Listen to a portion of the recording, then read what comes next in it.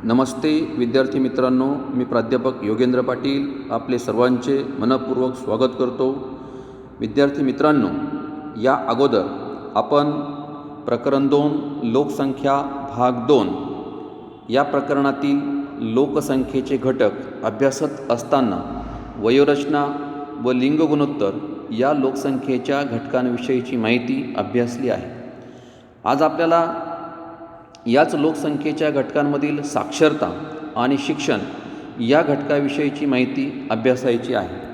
मग आपण आजच्या या तासिकेला साक्षरता आणि शिक्षण या लोकसंख्येच्या घटकाविषयीची माहिती अभ्यासूया। तर मानवाच्या ज्या काही मूलभूत गरजा आहेत, तर त्या मूलभूत गरजांमध्ये अन्न, वस्त्र, निवारा, शिक्षण आणि आरोग्य या ज्या गरजा आहेत, तर त्या गरजांचा समावेश हा होत असतो। म्हणून शिक्षण ही मानवाची एक मूलभूत गरज म्हणून मानली जात असते किंवा ओळखली जात असते। बघा, कोणत्याही देशाचा आर्थिक आणि सामाजिक विकासाचा शिक्षण हा कणा असतो।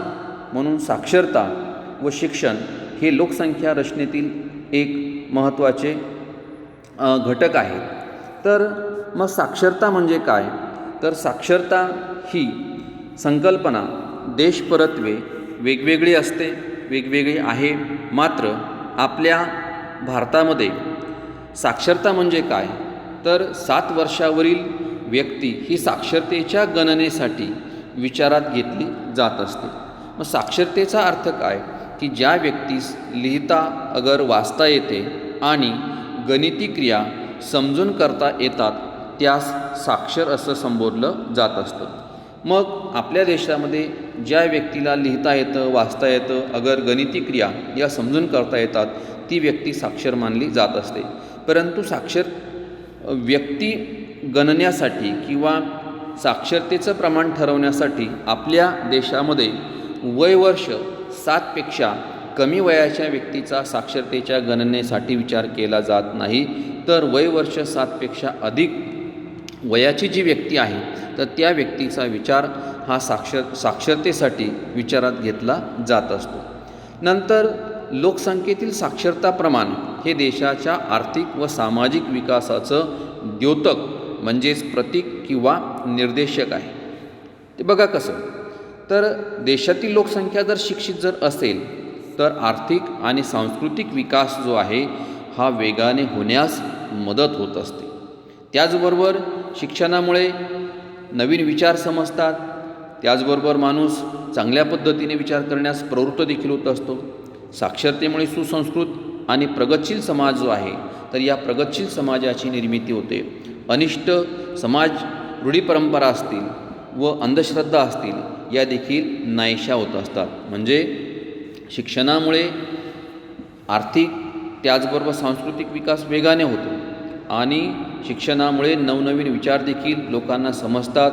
माणूस विचार करण्यासाठी प्रवृत्त होतो, म्हणजे चांगल्या प्रकारचा विचार तो करू शकतो।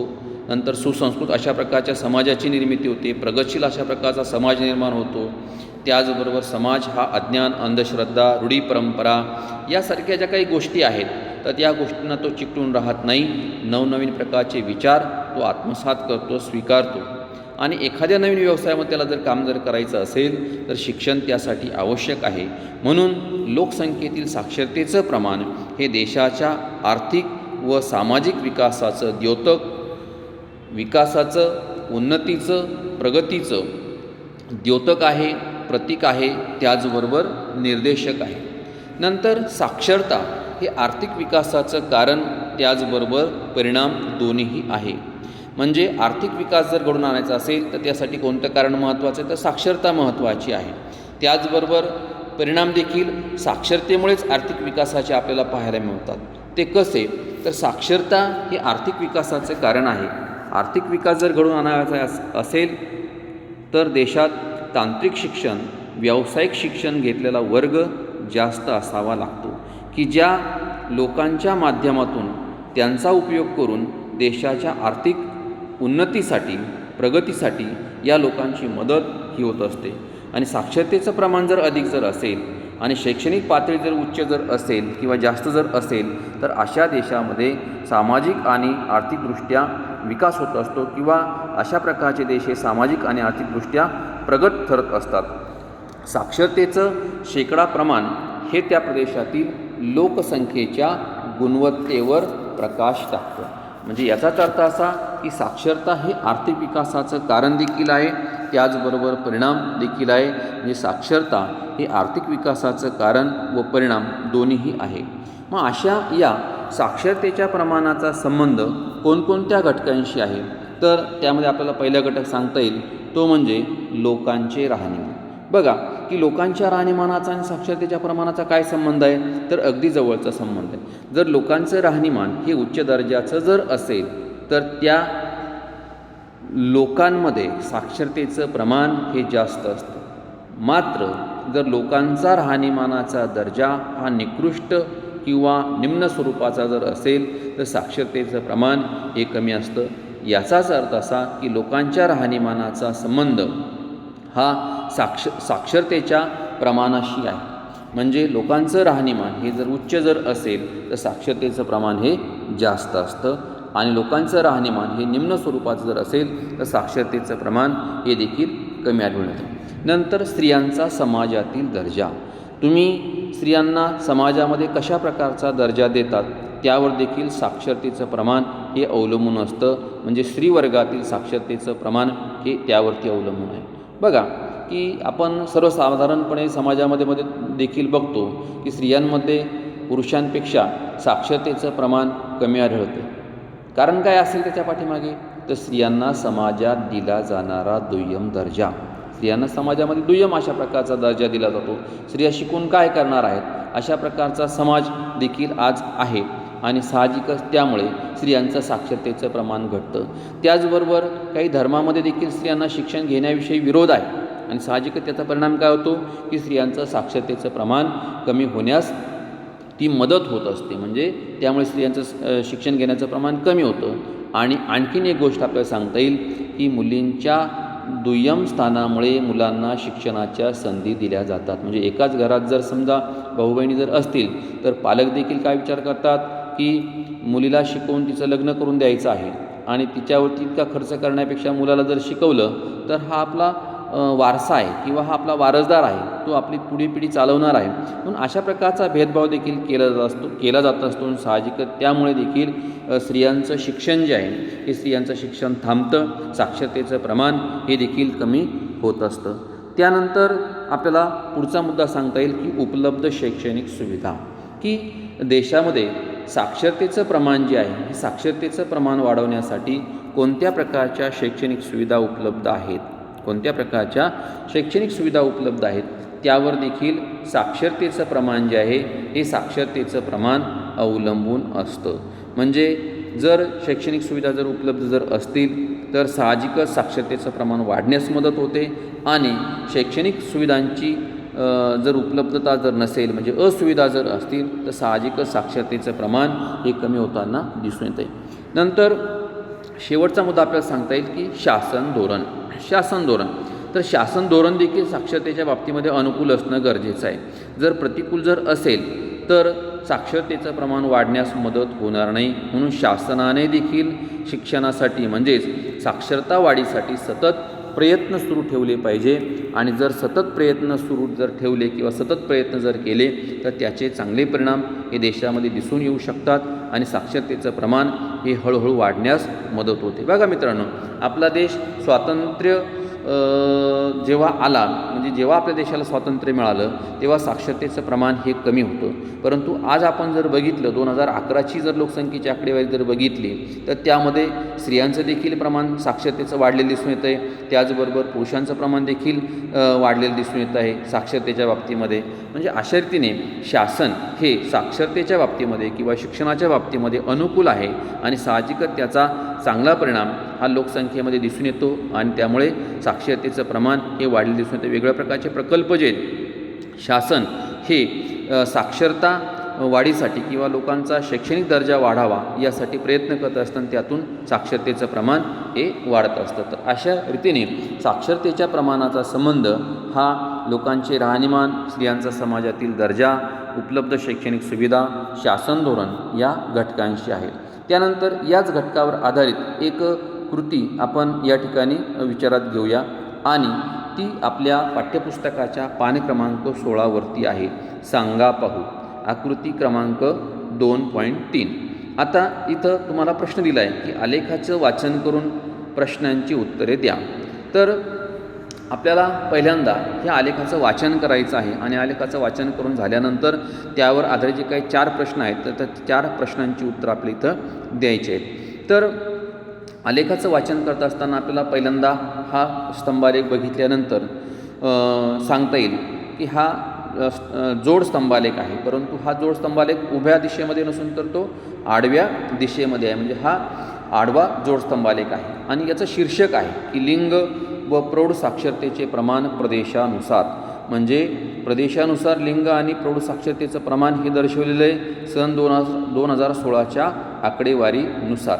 मग असं हे शीर्षक या आलेखाचं आहे. म्हणजे लिंग, स्त्री आणि पुरुषांच्या प्रौढ साक्षरतेचं प्रमाण प्रदेशानुसार दर्शवलेलं आहे. त्याचबरोबर या आलेखाचा तळाकडचा जो काही भाग आहे म्हणजे एक्स अक्ष जो आहे, आडवा अक्ष आपण त्याला म्हणूया, तर या आडव्या अक्षावर साक्षरतेची टक्केवारी दिलेली आहे. 0, 20, 40, 60, 80, 100% असे अंक दिले आहेत. ते काय दर्शवतात तर साक्षरतेची टक्केवारी दर्शवतात. आणि उभा जो अक्ष आहे ज्याला आपण वाय अक्ष म्हणतो, तर या वाय अक्षावरती प्रदेश दिलेले आहेत किंवा जगातील वेगवेगळे खंड दिले आहेत. बघा, तळाकडून जर बघितलं जग, सहारा वाळवंटाच्या दक्षिणेकडील आफ्रिकी देश, नंतर दक्षिण आशिया, उत्तर आफ्रिका व पश्चिम आशिया, लॅटिन अमेरिका व कॅरिबियन बेटे, पूर्व व आग्नेय आशिया, युरोप व उत्तर अमेरिका, नंतर मध्य आशिया, अशा प्रकारचे प्रदेश किंवा त्या प्रदेशांचा समावेश ज्या खंडामध्ये होतो त्या खंडांची नावं देखील या ठिकाणी दिलेली आहेत. आणि आणखीन एक भाग आपल्याला इथं विचारात घ्यायचा आहे की प्रत्येक प्रदेशाचे 3 स्तंभ दिले आहेत, त्यांना वेगवेगळ्या प्रकारचा रंग दिला आहे. ती रंगसूची देखील आलेखाच्या खाली दिलेली आहे. एकूण, पुरुष, त्याचबरोबर स्त्रिया. मग यामध्ये 3 स्तंभांपैकी एक स्तंभ जो आहे तो फिकट पिवळ्या रंगाचा आहे. तो फिकट पिवळ्या रंगाचा स्तंभ काय दर्शवतो तर हा त्या प्रदेशातील असणारी एकूण लोकसंख्या आहे, तर त्या एकूण लोकसंख्येपैकी किती टक्के लोकसंख्या साक्षर आहे, तर एकूण साक्षरतेची टक्केवारी हा फिकट पिवळ्या रंगाचा स्तंभ दर्शवतो. त्यानंतर दुसरा स्तंभ आहे निळ्या रंगाचा. तर निळ्या रंगाचा स्तंभ हा प्रामुख्याने पुरुष साक्षरतेची टक्केवारी दर्शवतो. म्हणजे एकूण लोकसंख्येमध्ये किंवा एकूण साक्षर लोकसंख्येमध्ये किती टक्के पुरुष साक्षर आहेत ते दर्शवणारा हा निळा रंगाचा स्तंभ आहे. आणि सर्वात शेवटी गुलाबी रंगाचा जो स्तंभ आहे हा गुलाबी रंगाचा स्तंभ एकूण साक्षर लोकसंख्येमध्ये किती टक्के स्त्रिया साक्षर आहेत त्याची टक्केवारी दर्शवतो. म्हणजे स्त्रियांची साक्षरता टक्केवारी दर्शवणारा हा निळ्या रंगाचा गुलाबी रंगाचा स्तंभ आहे. आता त्यावरून आपल्याला काय करायचं आहे, हे आलेखाचं वाचन आपण केलं आहे आणि त्यावरून या प्रश्नांची उत्तरं आपल्याला शोधायची किंवा द्यायची. म्हणजे साक्षरता प्रमाण दर्शवणारा हा आलेख आहे. आपण पहिला प्रश्न बघूया. कोणत्या प्रदेशाचा साक्षरता दर सर्वात जास्त आहे? कोणत्या प्रदेशाचा साक्षरता दर हा सर्वात जास्त आहे? मग आपण आलेखाचं नीट निरीक्षण जर केलं तर यामध्ये आपल्याला सांगता येईल की सर्वात वरती मध्य आशिया, युरोप, त्याचबरोबर उत्तर अमेरिका हे जे प्रदेश आहेत किंवा युरोप आणि उत्तर अमेरिका खंड जे आहेत, तर या खंडांमध्ये सर्वात जास्त साक्षरतेचा दर किंवा सर्वात जास्त साक्षरतेचं प्रमाण आहे. बघा, मध्य आशियामध्ये 100% एकूण साक्षरता आहे. म्हणजे 100% साक्षरता आहे. त्यामध्ये पुरुषांची देखील साक्षरतेची टक्केवारी 100% आहे आणि स्त्रियांची देखील 100%. नंतर त्याखालील युरोप आणि उत्तर अमेरिका. तर युरोप आणि उत्तर अमेरिकेमध्ये देखील 99% लोकसंख्या साक्षर आहेत.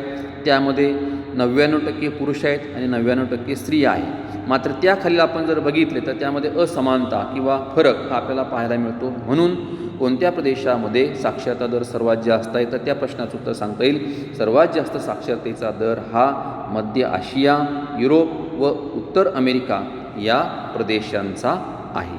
नंतर दुसरा प्रश्न आपल्याला बघायचा आहे की कोणत्या प्रदेशाचा साक्षरता दर सर्वात कमी आहे. कोणत्या प्रदेशाचा साक्षरता दर सर्वात कमी आहे. मग आपण इथं आलेखाचं निरीक्षण जर केलं तर सर्वात मागे सरकलेला स्तंभ कोणता आहे, तर आपल्याला सांगता येईल की सहारा वाळवंटाच्या दक्षिणेकडील आफ्रिकी जे देश आहेत तर या प्रदेशाचा स्तंभ हा मागे सरकलेला आहे. याचाच अर्थ असा की या प्रदेशामध्ये साक्षरतेचा दर हा सर्वात कमी आहे. म्हणून या प्रश्नाचं उत्तर सांगता येईल सहारा वाळवंटाच्या दक्षिणेकडील आफ्रिकी देशांमध्ये सर्वात कमी साक्षरता दर आहे. हे दुसऱ्या प्रश्नाचं उत्तर आपल्याला सांगता येईल. नंतर तिसरा प्रश्न आहे स्त्री साक्षरतेचे प्रमाण कोणत्या प्रदेशात पुरुषांपेक्षा जास्त आहे. स्त्री साक्षरतेचं प्रमाण कोणत्या प्रदेशात पुरुषांपेक्षा जास्त आहे.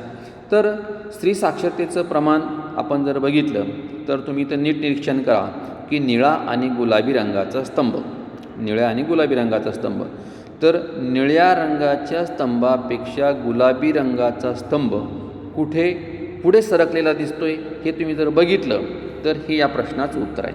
परंतु या आलेखामध्ये निळ्या रंगाच्या स्तंभाच्या पुढे गुलाबी रंगाचा स्तंभ हा सरकलेला नाही, म्हणजे त्याची टक्केवारी ही कमी आहे. आणि साहजिकच या आलेखामध्ये आपल्याला स्त्री साक्षरतेचं प्रमाण जे आहे हे स्त्री साक्षरतेचं प्रमाण कोणत्याही प्रदेशामध्ये पुरुषांपेक्षा जास्त आढळत नाही किंवा जास्त दिसत नाही. परंतु काही प्रदेशामध्ये मात्र ते बरोबरीच आहे. मग कोणते प्रदेश आहेत असे की ज्या प्रदेशामध्ये स्त्री आणि पुरुषांचं साक्षरतेचं प्रमाण हे बरोबरीच आहे. उदाहरणार्थ मध्य आशिया 100% पुरुषांचं साक्षरतेचं प्रमाण आहे, 100% स्त्रियांचं साक्षरतेचं प्रमाण आहे.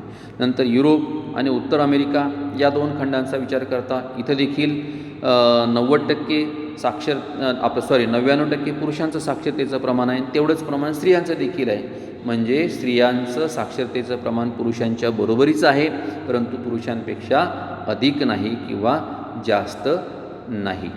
त्यानंतर शेवटचा प्रश्न आपल्याला सांगता येईल आलेखाबाबत तुमचे निष्कर्ष लिहा. आलेखाबाबत तुमचे निष्कर्ष लिहा. मग हा आलेख पाहून तुम्हाला काय वाटतं, तुमचे निष्कर्ष इथं लिहायचे.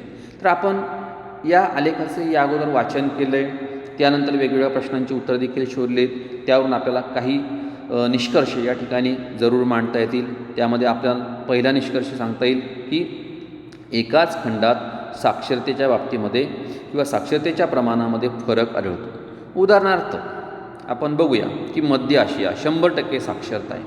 त्यानंतर पूर्व व आग्नेय आशिया आहे, इथं 96% साक्षरता आहे.